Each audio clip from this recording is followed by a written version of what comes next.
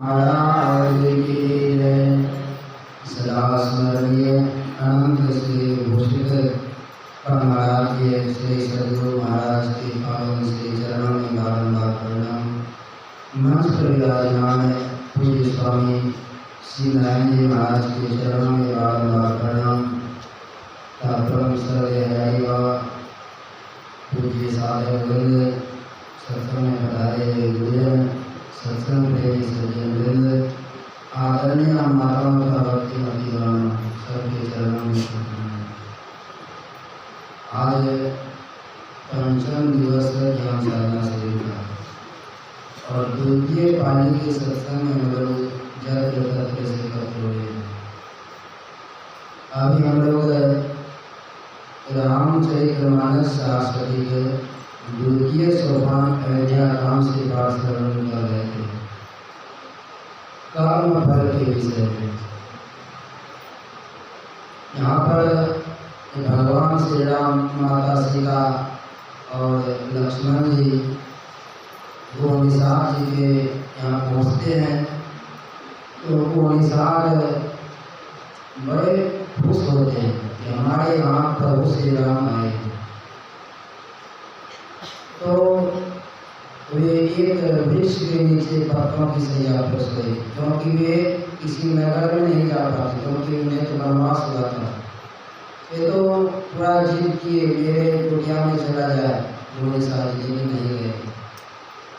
सज्जनों, रात में जो पत्तों की सैया में सोए वृक्ष के नीचे, यह देख तो वो निषाद को बड़ा दुख हुआ। ये स्वाभाविक बात है। मान लीजिए हमारे यहाँ कोई बाबा आए हैं, उनको नीचे में सोना पड़े तो कैसी करानी होगी। यही दशा हो गई निषाद राज की, बड़ा दुख हुआ उनको। और इस दुख का कारण माता कैकेयी को देने लगी कि वही दुख का कारण है, वही प्रभु श्री राम को वनवास दिए, तब आज उनको पत्तों की सैया पर सोना पड़ रहा है। सज्जनों, यह देखकर लक्ष्मण जी को रहा नहीं गया, तो वे लक्ष्मण जी समझाते हैं उनको। बिल्कुल ऐसा ही प्रसंग आता है महाभारत में।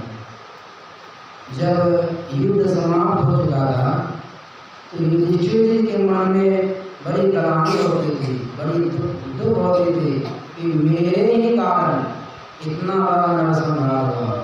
अगर मैं इस राज्य के लालच में अगर मैं राज नहीं चाहता तो इतना बड़ा नरसंहार नहीं होता। बड़े दुखी रहते थे। ये दुख का निदान करने के लिए जाते हैं भीष्म पितामह जी के पास। कहते हैं, पितामह मुझे बहुत दुख हो रहा है, बहुत ग्लानि हो रही है, मेरे ही कारण इतना बड़ा नरसंहार हुआ। अगर मैं राज्य की लालसा नहीं करता तो इतना बड़ा नरसंहार नहीं होता। यहाँ पर भीष्म पितामह समझाते हैं कि नहीं युधिष्ठिर, यह दुख का कारण तुम नहीं हो। इसके लिए मैं तुमको एक प्रसंग सुनाता हूँ। तो भीष्म पितामह जी महाराज एक प्रसंग सुनाते हैं युधिष्ठिर जी महाराज को। वे कहते हैं, एक गौतमी नाम की विधवा ब्राह्मणी थी। उसको एक ही बेटा था, छोटा था, खेलता था। तो संयोग क्या हुआ, घर से जब बाहर निकला खेलने के लिए तो उसको एक सर्प डस लेता है। सर्प डसने से उस बच्चे की मृत्यु हो जाती है। तो बगल से ही अर्जुनक नाम का व्याधा सब दृश्य देख रहा था। तो अर्जुनक नाम का व्याधा था जो उससे रहा नहीं गया, सर्प को पकड़ा, बच्चे को गोद में लिया और वही विधवा ब्राह्मणी, गौतमी नाम की जो विधवा ब्राह्मणी थी, उसके पास लाए और उससे कहता है कि माता जी, अगर आप आदेश दें, क्योंकि मेरे सामने यह सर्प इस बच्चे को डसा है, तुम्हारे बेटे को डसा है, अगर आप आज्ञा दे दिए तो मैं इसको अभी मार दूंगा। तो यहाँ पर माता क्या करती है कि तुम इसका पाप अपने सर पर मोड़ लेना चाहते हो। इनका ऐसा कोई कर्म होगा जो चूक हो गया आज ये हमसे विदा हो गया, लेकिन इसके बदले में तुम क्यों अपना पाप का अपना सर पर लेना चाहता है। तो अर्जुन नाम का व्यादा करता है, माता जी आप चाहे जो कुछ कहे, मैं तो इस सर्प को मार के रहूंगा, क्योंकि यह दृश्य हमसे देखा नहीं जा रहा है।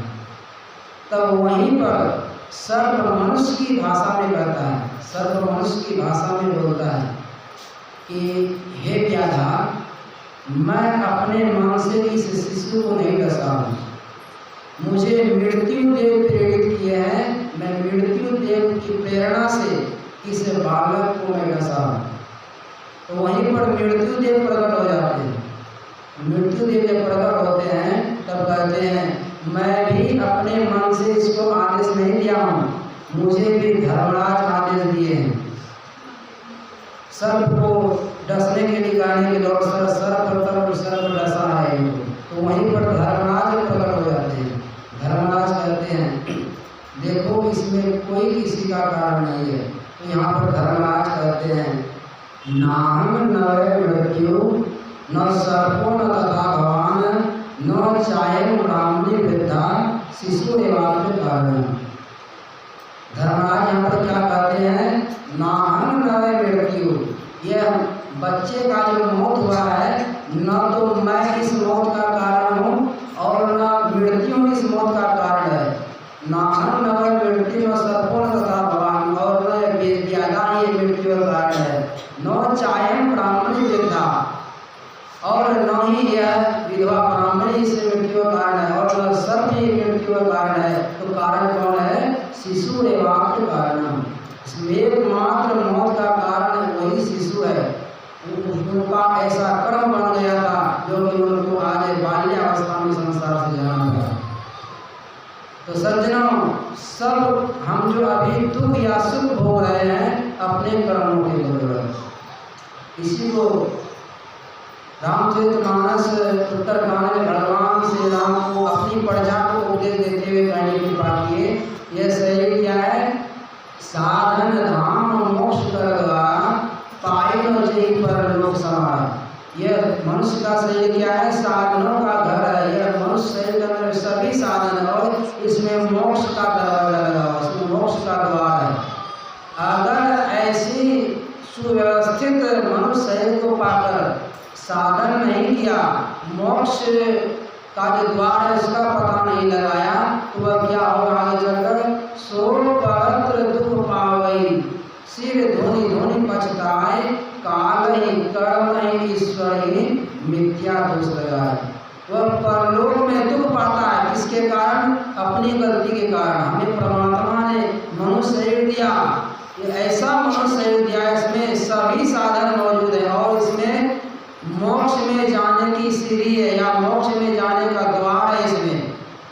अगर ऐसे दुर्लभ शरीर को पाकर परमात्मा का भजन नहीं किए तो उसका क्या हाल होता है, सो परत्र दुख पावई, वह परलोक में दुख पाता है, सिर धुनि धुनि पछताएगा, सिर धुन धुन कर पछताता है, काल ही कर्म ईश्वर ही मिथ्या दोष लगाए।